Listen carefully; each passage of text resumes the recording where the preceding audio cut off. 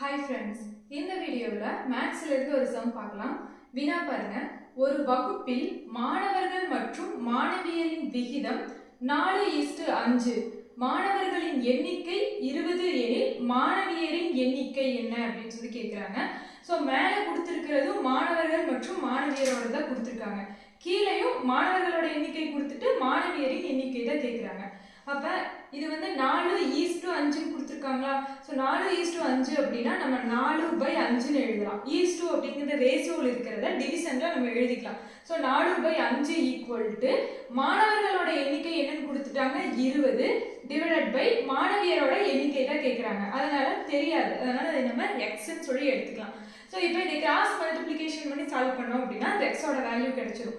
So cross multiplication பண்ணா என்ன வரும்? 4x = 100. அப்ப x = 100/4. இது சிம்பிளிஃபை பண்ணும்போது 1 நாங்க 4 2 நாங்க 8 5 நாங்க 20. சோ x ஓட வேல்யூ என்னன்னு கிடைக்கும்? 25 அப்படினு சொல்லி கிடைக்கும். இல்லையா? சோ இது மாதிரியும் செக் பண்ணலாம். இல்ல அப்படினா 4/5 ஆப்ஷன் மெத்தட் யூஸ் பண்ணோம் அப்படினா ஃபர்ஸ்ட் 15 இருக்கா? சோ வந்து 20/15. இப்போ நமக்கு LHS = RHS ன்னு கிடைக்கணும். இதை சால்வ் பண்ணோம் அப்படினா 3 15 4 20. 4/3 தான் வருது. நமக்கு ஆன்சர் 4/5 வரணும். சோ ஃபர்ஸ்ட் ஆப்ஷன் வராது. செகண்ட் ஒன் எடுத்தீங்க அப்படினா 20/20 ன்னு வரும். அப்ப 2 கேன்சல் ஆயிட்டு 1/1 ன்னு வரும். சோ இதுவும் ஆன்சரா இருக்காது.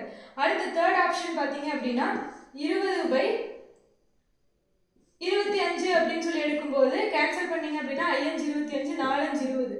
அப்ப வந்து 4/5 அப்படிங்கிறது வருது. அதனால தேர்ட் ஆப்ஷன் தான் கரெக்ட் அப்படினு சொல்லி எழுதலாம்.